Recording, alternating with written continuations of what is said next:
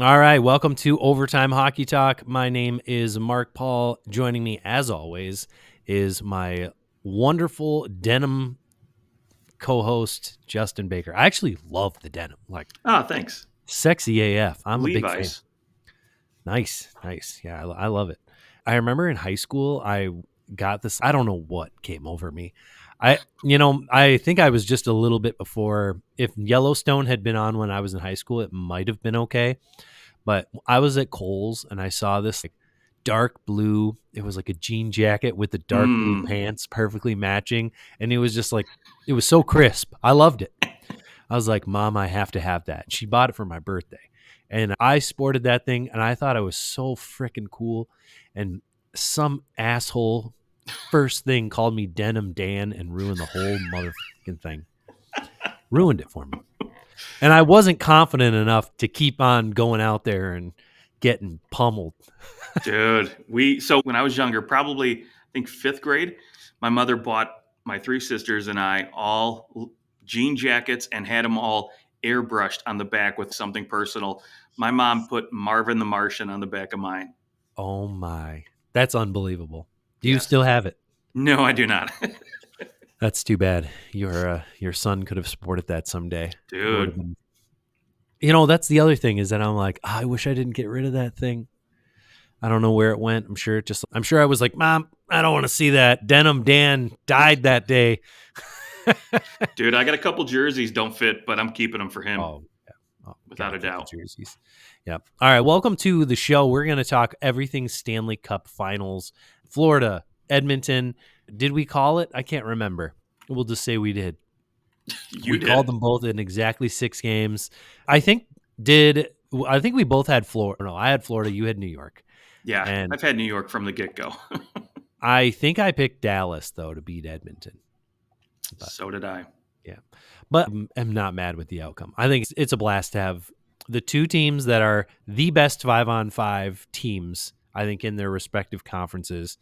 They both want the puck all freaking day long.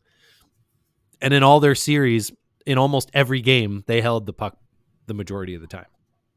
So it's going to be an absolute blast of a series. I know it hasn't even started yet, but I'm calling best series since 2011 Bruins Canucks. Oh, best finals series. Now, would you agree that there has not been a finals as good as that series since?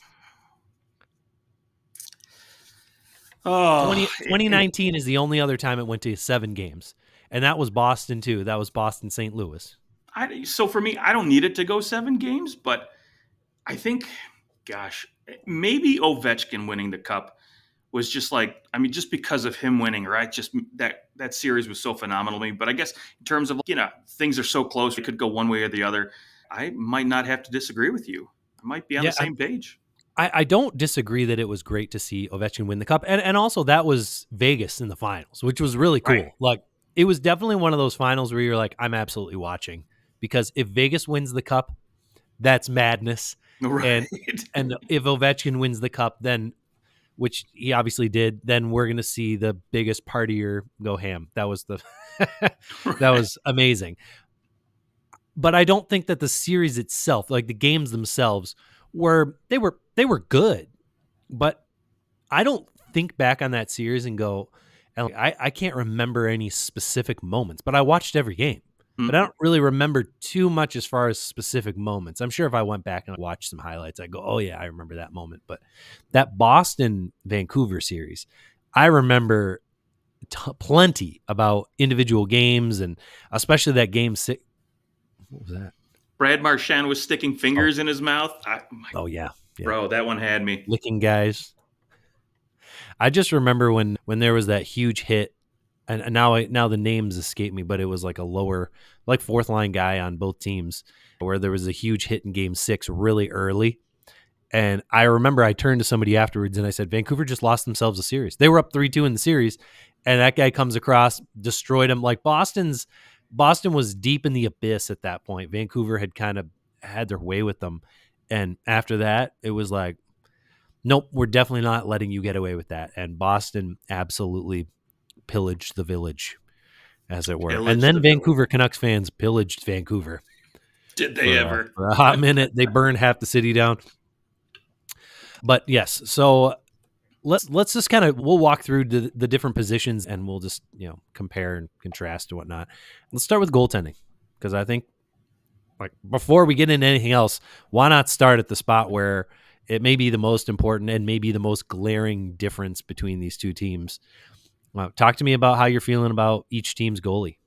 Yeah, glaring difference, right? That's a good way to put it. For me, right, Bobrovsky has been a model of consistency these playoffs. Just good numbers. He hasn't had to be like Shesterkin and try to steal a series or steal a couple games, right? He hasn't really done that too much or had to. Or he Uh, hasn't had to. exactly. And on the opposite end of that, you've got Stuart Skinner, who's just been a roller coaster. I mean, look, how many teams that they pull their goaltender and they go back to their starter and end up, making it to Stanley Cup final. It's crazy, right? I don't remember. Usually they make a switch, they don't go back, and then it works out well for them, right? I mean, we've seen that Right. numerous times. And That actually was Vancouver, I think, at one point when they didn't go to the finals though. no Luongo, but They then pulled Luongo uh, yeah, but you can go back, to Aiden Hill and Logan Thompson, right? But regardless, Stuart Skinner's been up and down, and I will admit though, if you get the guy that those last two games against Dallas, if you get that kind of Stuart Skinner, it's going to be a different series. And Edmonton might run away with that pretty quick because he was phenomenal in Game 6. I thought Dallas came out. Of course, Edmonton only had 5 shots on goal the whole game. Yeah, geez. The least amount of shots in a game to win a series. Wild. And the tied for the least amount of shots just to win a playoff game, but to win a series, it was by far the least. It was like the next highest was 17. Wild. Yeah, that game, Dallas had a possession. They had a Corsi of 73.4. And it's weird because Edmonton had the possession advantage in every other game, 56, 56, 53, 53, 55, and then 26. They didn't care. They went up 2-0. They're like, let's just sit back. And so again, back to the goaltending, man. They need Stuart Skinner to just be good, right? He can't be average. He's got to be good, but he also can't fall apart. He can't have these just awful games like he's had in almost every series so far going up. He's had at least one of those. And for me, I can't see Edmonton winning if he has one or two of those, if anything, if just one. Yep, one. But at the same time, you go, is Edmonton going to win 4 straight? No. So can he afford to have a bad game? I suppose. But I think in order to give yourself the best chance at beating Florida, if this one's going 7, I think you got to play well in all 7 games because it's going to essentially, it could be a coin flip in a lot of those games. And you got to have the opportunity to have the coin flip your way against the Panthers. And the thing with Stuart Skinner is you don't want those games like I'm right there with you. Edmonton's not going to sweep.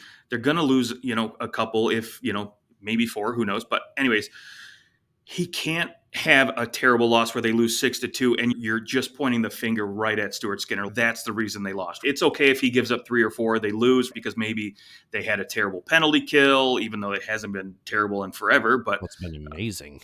Yeah. But, again, it just you can't have a game for Stuart Skinner where you give up 5 or 6 and you're easily pointing the finger at him saying he gave up 3 or 4 bad goals that, he was Swiss cheese, right? You can't have that. Right. Yes. And I think when it comes to Bobrovsky, you know what you're going to get. He does have the ability to steal a game. And the Panthers may need him to steal a game. They haven't up to this point, really. But against the Oilers, I think there's, he's going to have to steal something on a power play, like on a penalty kill for them. You look at that Game 6. The Oilers had they had 2 power play goals. And I think both those goals, they were the only 2 shots on the power play. They scored on both their shots on the power play, and that was it. They had 8 5-on-5 shots the entire rest of the way in the game. It's that power play. 5-on-5 though, the Oilers have been good. That game was very strange, honestly, and I think the Stars also showed hey, we do have the ability to take a game over, and they were good. And the Oilers just kind of they sat back and they were happy to see what the Stars could do. But I think Bobrovsky's going to have to steal one. Like, and maybe that's the difference, is which goalie can truly steal a full on game. Like, which game do you not deserve to win and your goalie takes it? And I think that's why a lot of people are looking at the series going, if there's one goalie that's going to steal a game, my money's on Bobrovsky. And my money's on the Yep. guy that's played consistently all season. And frankly, the last 2 years, like, I guess maybe 18 months, right? Like, dating back to the playoffs when, they get into the playoffs, they go with Bobrovsky. They go with Bobrovsky, starting game 3. And since that game 3, it's like you've gotten a brand new Bobrovsky. And they finally figured out how to manage him. And all this season has been a masterclass on how to manage a star goaltender. So I think, you move into the finals and you go, who could steal a game? It's my money's on Bobrovsky. It doesn't mean Skinner can't, but Skinner could play his mind out, and Bobrovsky could still also do the same thing and beat him because he's just the better goalie. And that, I think, is going to be the difficulty for the Oilers. And the depth piece is still going to be a part of the conversation, even though I think they proved that they do have depth. I mean, they got scoring from all over the place in that series against Dallas. You know what, McLeod and Janmark, and getting goals from lots of guys. Any final thoughts on the goaltending? No, I'm with you, but the difference for me is are the nerves going to get to Stuart Skinner, right? You give up that 4 spot in that first game, right? Can you recover mentally, because he's seen a lot of ups and downs this year, and Bobrovsky's been there, right? He's been to the finals, so he knows the grind and he knows the mentality needed to win. Yeah, and there also is the fact that there's been a really long break, which for Bobrovsky, that's a good thing. For Stuart Skinner, I'm not so sure. It's been what they played on Thursday or Yeah. Saturday or something. And now here you find yourself, you got 7 days of rest, which on the one hand is good, but is that going to affect him? I don't think it's going to affect Bobrovsky at all. I think if it's going to have an effect, it's going to have an effect on Skinner. So yes, he's going to need to come out. You can't go give up a goal in the first 5 minutes and expect to find your way back. So I do remember I heard, we'll switch to the defenseman. And since this is a defenseman quoting, Matthias Janmark, he was asked, what's the biggest thing that you've learned about being in the Stanley Cup final? Because he was there with Nashville in 2017 that Nashville was Mm-hmm. in there against the Penguins. And he said, I think they got down 2-0 in that series. And he said, the biggest thing that I learned was we have to start on time. You cannot fall behind, because it is so hard to win. Like, you can fall behind 2-0 in the first round, maybe the second round, but by the time you're at this point, you're playing too good of a team. Like, the Panthers are not going to lose 4 out of 5. They're just not. So I think, and same with the Oilers. They're probably not going to lose 4 out of 5 either. So it's going to be really difficult if one of these teams can get up 2-0 for the other one to come back, I think, against these two teams. That's from Matthias Ekholm. So let's take that. We'll move into the defensive side of it. And where are you at with comparing Florida's and Edmonton's D?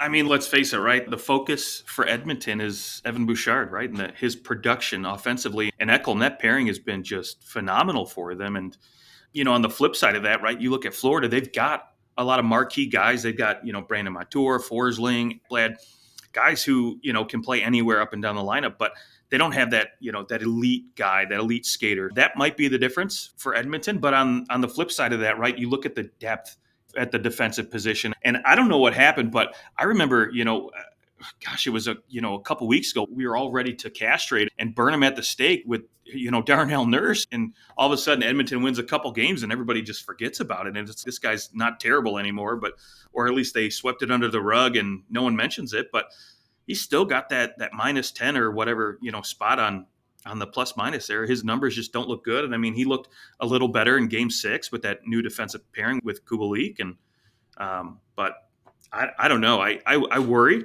that, of course, when you, and I think we said this about Dallas's offense, right? When you have to go to that second and third pairing, right? What are those matchup problems going to create for Edmonton? But they seem to overcome that. They figured out a way around that. And because I think they're getting good defensive play from the forward group, but can they repeat that success against the Florida team that is, in my opinion, deeper on defense? And if you have to, especially with Florida with the home ice advantage, they're going to get last change. So they're going to try to get Forsling, they're going to try to get Ekblad out there every single shift they can against McDavid. When you don't have Matthias Ekholm out there against Sam Reinhart every shift, is that going to pay? Or Matthew Tkachuk, is that going to lead to goals for Florida at that point? I'm just wondering, is when you take a look at Edmonton's lines from a forward position, they have obviously, maybe the biggest difference this season and these playoffs has been that McDavid and Draisaitl are playing apart.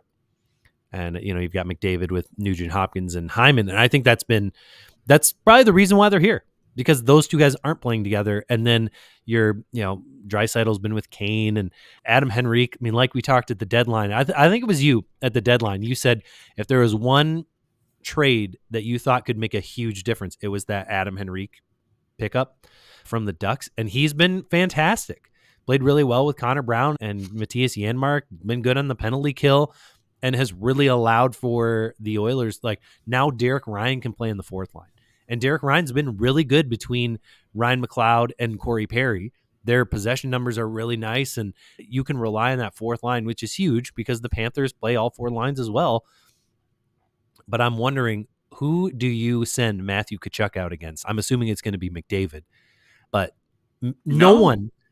No, you don't think so? You think it's going to be Draisaitl? Sending Barkov out there every shift that McDavid's on the ice there. So then when you look at that second line, Sam Bennett, Rodriguez, and Tkachuk, I mean, I'm getting them out there any opportunity I can. But if you had to match up, you're going to throw him out there probably against, Leon Draisaitl. Leon's a little bit, in my opinion, he's going to be more physical, right? And Evander Kane, right? They're going to be a little bit more physical, bigger agitators than, McDavid and Hyman Woods. That's the kind of matchup I want to see. And if you're Edmonton, I think you want that matchup too, because Florida is not afraid to, throw the glove in the face. They're not afraid to take penalties. They're not afraid to rough it up. And if you're Edmonton, you want them taking penalties and you want to be on the power play. Yeah. I just think Matthew Tkachuk has kind of changed his vibe a little bit. Not that he's less physical, but he has been far more disciplined. I got to think that after last year's playoffs, I mean, you learn a lesson, right? Like, he got into the finals and he was so banged up. I mean, what game? He couldn't play some of those games, right? Didn't he miss a game and then he came back for the final game or something? I can't remember. He was 30% of himself. He was, and he could barely skate. And I got to think he learned that lesson. And I mean, we've seen it. He's taken far fewer penalties. He's not reckless the way that he was last playoffs. And honestly, those last year's playoffs kind of had to be, because the Panthers were just coming out of nowhere and that was the vibe. But this year is more like, we're good enough to be here. We know how to win. We don't need you to play that way. Let's play this way. And I look at Tkachuk and I don't think they're going to want to get him out there against Evander Kane, because Kane is going to, they played when Calgary and Edmonton played each other in the playoffs a couple of years ago, the year before Tkachuk was traded. There was a lot of bad blood between Kane and Tkachuk. I mean, Tkachuk hated the Oilers, and now he's, I don't care. Like, yeah, you do, bro. You hate them. He hates Kane, but I got to think that they're going to go, you don't need any part of that. And Chris Knobloch's got to be going to Kane going, eat that guy alive, piss him off, make him do something stupid, and let's get him to go after you again. So for that reason, I think that maybe they actually go Barkov against Draisaitl and Matthew Tkachuk against that Connor McDavid line. Also because whoever is out on the ice against Matthew Tkachuk is not going to score. It was like in the first 3 rounds, I think he got scored against on 5 once. Well, so here's the numbers on Barkov, because I heard it this morning on the drive into work, and basically the first round series, only 1 goal against on the ice for Barkov. Second round, only 1 goal against. Third round, only 1 goal against. So again, pick your poison, right? Draisaitl or McDavid, right? If you can shut one of those lines down, I think that's Florida's best chance. You got to keep one of those lines contained, because you're not going to keep them both contained. Let's just be honest. No, and but I mean, I suppose Florida does have the depth to. You're going to play Tkachuk out against one of those guys and Barkov against the other one. So and then ultimately it's going to come down to what can the third and fourth lines do out there. And from a defensive standpoint, I mean, I got to think that the Oilers are going to attempt to, even though Oliver Ekman-Larsson has had a nice season, you have to think that they're going to target him and Kulikov, try to get McDavid out there as often as possible, and we're going to find out. I mean, the first 2 games in Florida, I think advantage Florida because they can match up how they want to match up. Mm-hmm. I would expect to see Forsling and Ekblad out there a lot. 30 minutes. Like these finals, you're going to see these guys playing a ton. There's nothing left to play for after this. There's nothing to rest for. And I would think that they're going to play quite a bit. 12 night for OEL max. 12. Yep. Yeah. So now Oilers penalty kill has been great. Their power play has been good. Florida has been, they've had, certain series where they've been really good and others where things haven't gone so well. Rangers penalty kill was pretty good, but how do you see the special teams playing out? Because I mean, maybe the whole series is decided on special teams. Yeah, very well could be, right? I mean, we know how dangerous the Edmonton is. I think the numbers are off the charts, like the best ever, right? I mean, we know how good their power play is. You obviously want to minimize that, and both teams are going to get their calls. For me, it's, you know what, as much as I think Edmonton deserves to be here, when you look at the other teams outside of maybe Dallas, the power plays that they've had to go up against, Elias Pettersson just wasn't there. The LA Kings, they're not known for being a big power play team. They don't have the type of skill, I guess, is what I'm getting at, that a team like Florida has. And I can honestly, this is a coin flip to me. I really can't decide which one I'm going to like more, which one I think would dominate more, or whose penalty kill is going to be better than the other team's power play. For me, it's just you flip a coin and pick one. And it's also going to come down who takes the most penalties, right? Who cares if your power play is 100%, but you only get one power play in a game, or if it's 50%, you only have a few power plays. That could also be where it comes down to, is like who can cause the other team to take the most penalties. And when you consider the speed of both teams, I actually think that this is one area where I lean to the Edmonton Oilers. I think that they're a little bit faster than the Panthers, not top end necessarily, but I think that they're like Evan Bouchard is going to cause problems for the Florida Panthers. They have not had to play a guy like Evan Bouchard, and don't tell me that the Rangers have Adam Fox, because he might as well have been out there with the cane. He was not good. He was injured, and it's not a fair comparable. Evan Bouchard, there is no one left. He's as close to Cale Makar for the Avalanche as anyone has been all these playoffs. I mean, I'm not saying that he's Cale Makar, but I am saying in terms of being important to the team, I mean, he's it. He's what's unlocked. If Connor McDavid is the Lamborghini, Evan Bouchard is the little key that goes into, he's the key fob. He lets the car really get going. And he's been really a revelation for the Oilers. And probably, between having the depth to spread their powers throughout the lineup, and then Evan Bouchard, I mean, this is what they didn't have all these last years, where they couldn't seem to break through. Yeah, and the one thing with the power play, you talk about Evan Bouchard, right? To me, the difference is if you get into those situations where, Florida takes a penalty, Edmonton takes a penalty, and your top line, your top power play guys were just out on the ice for a minute and a half, and you're not going to roll them back out there right away, at least 30, 45 seconds, whatever it may be. That second power play unit, Florida clearly has the advantage, in my opinion, because now Edmonton's, you got to go back to, Adam Henrique and Corey Perry, whereas, with Florida, you've got Tarasenko and, Reinhart, and they've got pieces, or Sam Bennett, I'm sorry. So they've got pieces that they can spread out, I think, a little bit better, and same with the penalty kill too. If you get in those situations where you have a bunch of back-to-back or 4 minutes, I think that could be an advantage for Florida. But, again, if you're, similar to Washington, right, with Ovechkin, they leave him out there all 2 minutes. I think Edmonton, as long as the guys are still, they're not winded and they weren't just skating, you could leave them out there for $1.45. And the beauty of this series, we're picking some serious hairs. This is a fine tooth. I mean, you look at it and you start at the middle and you go Barkov, McDavid, Bennett, of course, Draisaitl, you're giving an advantage, Oilers, but Zach Hyman and Sam Reinhart, almost, what did they both have? Right around 50, like just below 60 goals, both on that right side. Carter Verhaeghe has been unbelievable. Like, really maybe the most underrated goal scorer in the NHL. Find me a guy who's more consistent that nobody gives a crap about. It's Carter Verhaeghe, and he's probably on his next contract going to make $10 million. Yeah, both these teams have fantastic players scattered throughout their lineups, and by the way, something we didn't mention: a record has been set for a certain player on this team for making it to the finals. Do you know who that player is that set a record? Corey Perry? Yes, Corey Perry, the first player to make it to the finals with 5 different teams over the course of his career. That would be Anaheim, Montreal, Dallas, Tampa Bay, and now the Edmonton Oilers. Man, so that's 5 wild. teams, and he was really only good on one of them. Just kidding. Right. He was only like on Anaheim, he was actually, funny enough, when they went to the Stanley Cup Finals, he really was like a third, fourth line guy.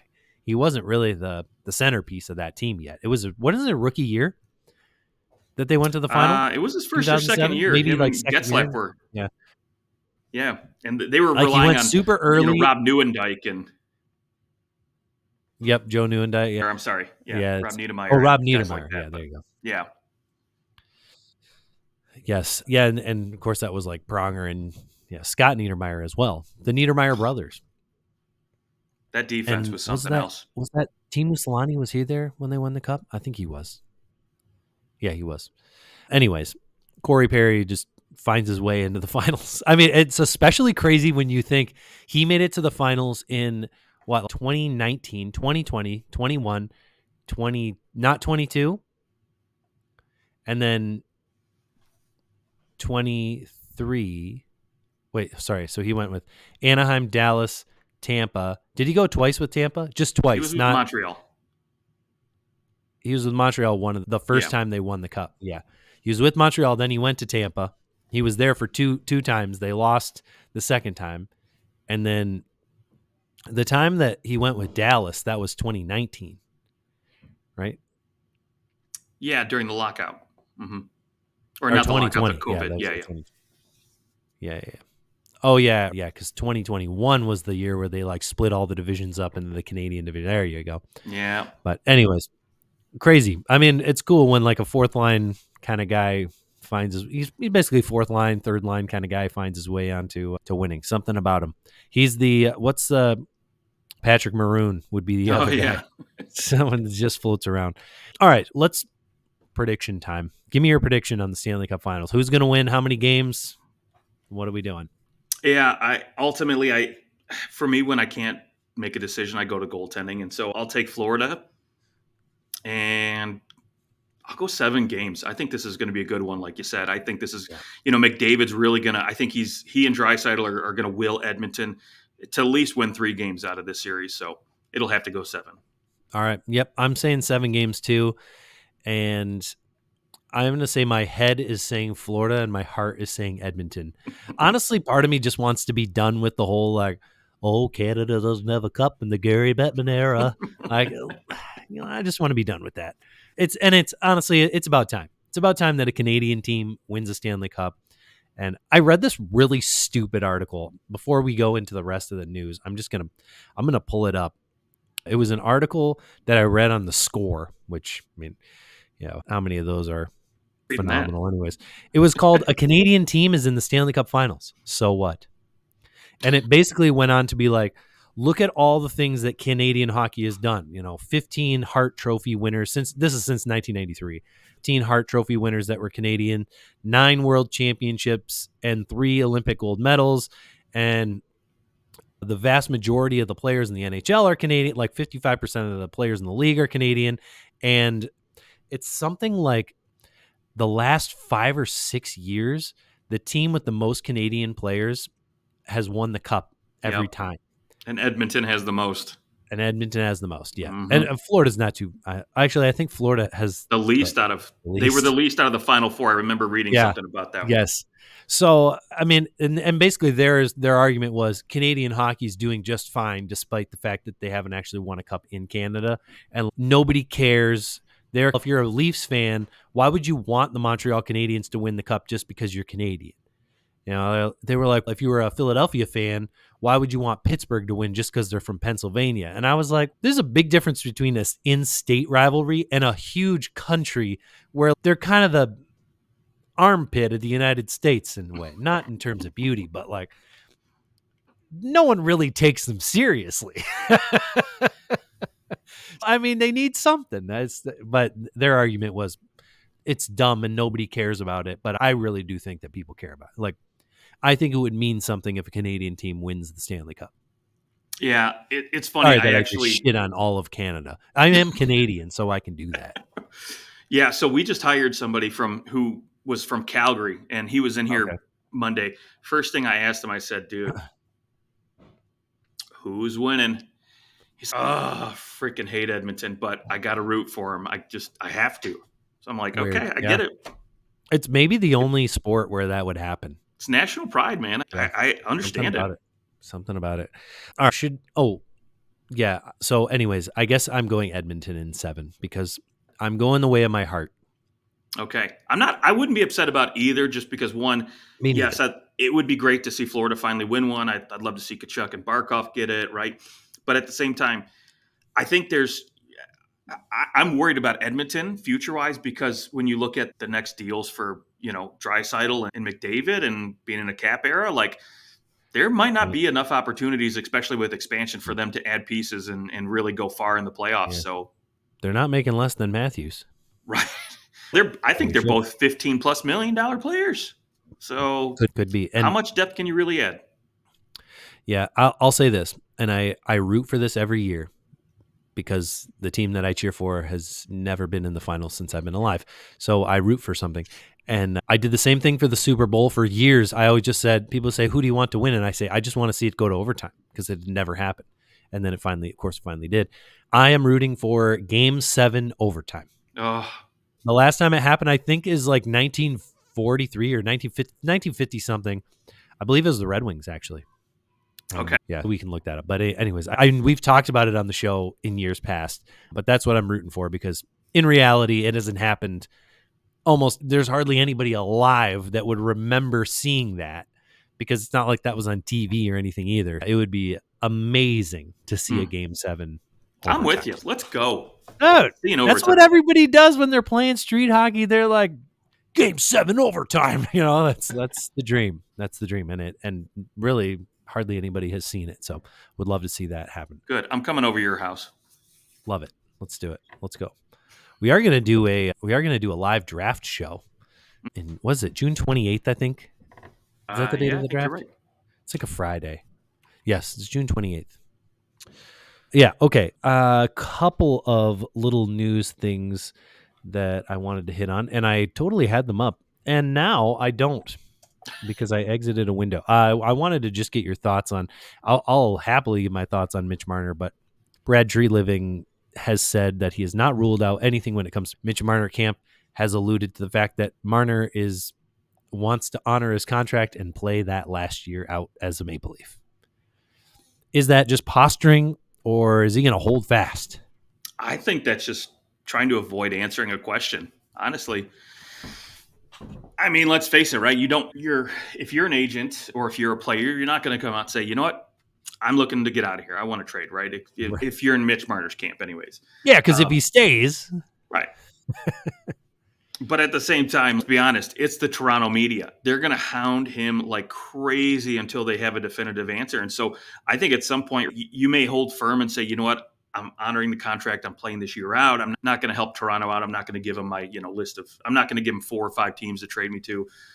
But after 3 weeks into the season, you're going to be so sick of hearing that question every freaking practice, every freaking post game show. You're just gonna be like, fuck it, I don't care. Here's 5 teams, just get me out of here. I'm sorry, I don't care who you are. I couldn't. I don't think anybody could really. I don't think there's ever going to be a media circus like there has been in a while until this gets dealt with. Or he says, you know what, you're right. I want the team to win. Give me the same deal Nylander got, and we'll call it good. Yeah, maybe. Yeah. And I feel like that would be pretty fair. I would yes, you could. I mean, if you trade away Mitch Marner, let's be honest, you're losing the trade, but you're looking for the cap space so that you can sign someone else. That's fair, but I still don't think you're getting impact back the same way that you could if you just molded him a little bit. Like, he has the talent. He's more talented than 99% of the league. And I think, the hope is Craig Berube can work some magic and make some adjustments in his game and his psyche to where come playoff time, we get the Mitch Marner that can put up 100 points in 80 games in the playoffs.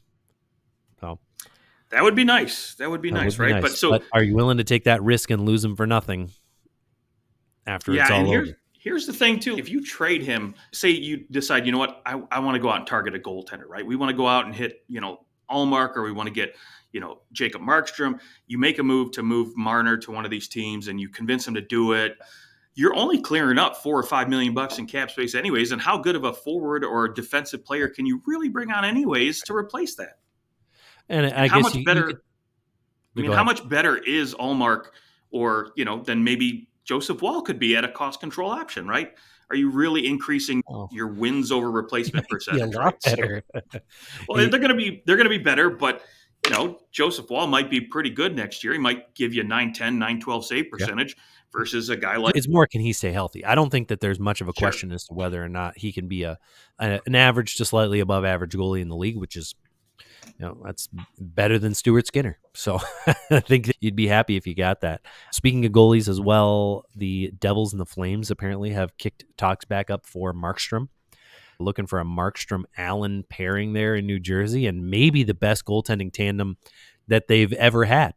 Because Martin Brodeur, let's be honest, he was a one-man show. So he was, when it was like Brodeur, Terreri, and Chris Terreri was like, might as well have been the water boy because I think he played 6 games. What do you think? Is that a done deal to you, Markstrom to the Devils? Is that kind of, we're just waiting on the I's to be dotted, the T's to be crossed? Yeah, I think it is. But I think what we're also looking at is, because this draft class is so deep up front for those first, 10 or 15 picks, I think New Jersey wants something more back than just a goaltender. I think they're going to try to get a prospect or maybe a third rounder or something with a little bit of value to it. And maybe they try to package it where, maybe they can get Rasmus Anderson or somebody else out of that back end to come over, because they could use a little help on defense too, especially we saw when Dougie Hamilton goes down, the boat kind of sank. So who knows? Yeah. And honestly, who could sustain their top defenseman being injured? Right. Exactly. If Cale Makar is hurt for the Avalanche, they do not look like the same team. Right. Yeah. I mean, the deal get done. They do not. Evan Bouchard goes down for the Oilers. Gustav Forsling, who is the number 1 defenseman in Florida, if you haven't figured that out yet, if he goes down, they're in trouble because Aaron Ekblad is not a number 1 defenseman. Sorry. Nah. Said it. No, he's not. But regardless, might be the best contract in the NHL, by the way. Ooh, I like that. I like that. But let's face it, the deal's going to get done at some point. I mean, Markstrom has the clause, right? He can pick where he goes, and he was willing to waive it for New Jersey, and he'll do it again. Sheldon Keefe gets his man. Mm. He goes from having this like carousel of goalies to he's going to start this season possibly with Markstrom and Allen and just be able to okay, neither of these guys are going to be, they're both veteran guys. They're both going to go, yeah, I don't want to play every night.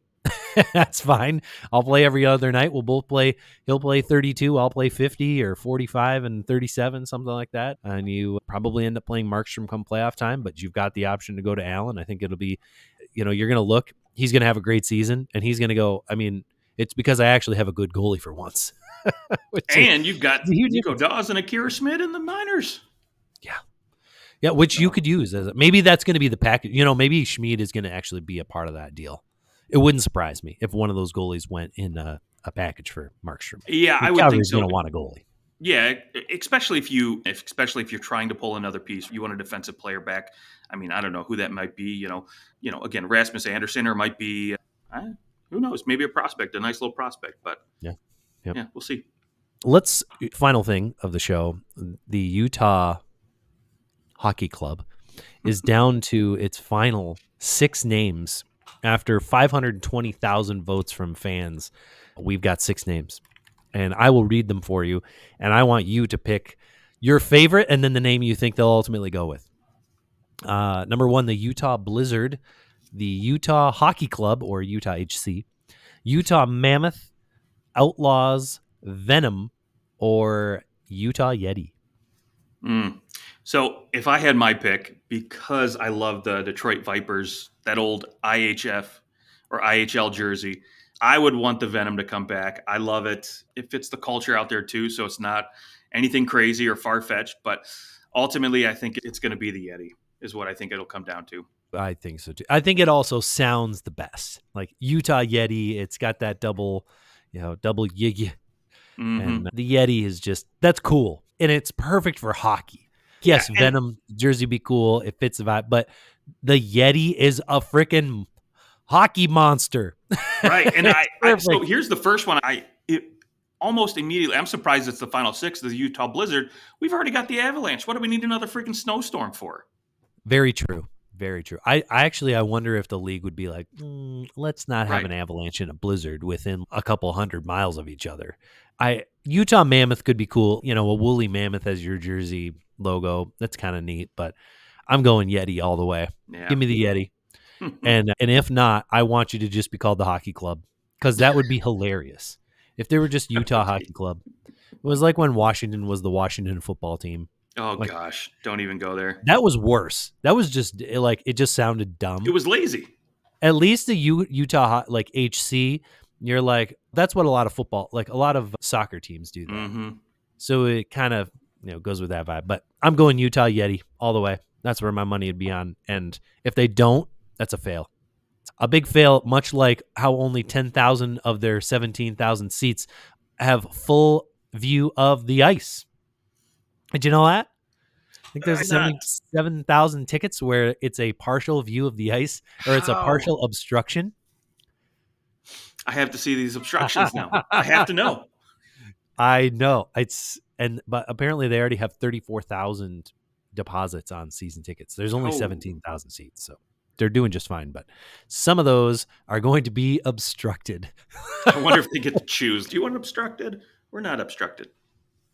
How I many can't imagine. freaking do they have going down the That's seats? Yeah, I don't know where. Yeah, it's something to do with, because it's a basketball arena. It's something to do Mm. with that. That's where the Utah Jazz play. So, all right, yeah, that's our show, and can't wait for these finals. Enjoy them. We'll be back during the middle of them to talk about them next week. But until then, find us on TikTok at ot.hockey.talk. Maybe one day I'll get a better name. And yeah, any final thoughts for the finals for our Uh, listeners? Happy retirement, Joe Pa. Yes, likely retiring Joe Pa. What a career. Hall of Fame? Eventually, maybe 15 years down the road. Yeah, Yeah, he'll get in. I'd say so. Definitely a Hall of Fame career. One of the best American players to ever play. All right, that's our show. Enjoy the finals. We'll talk to you soon.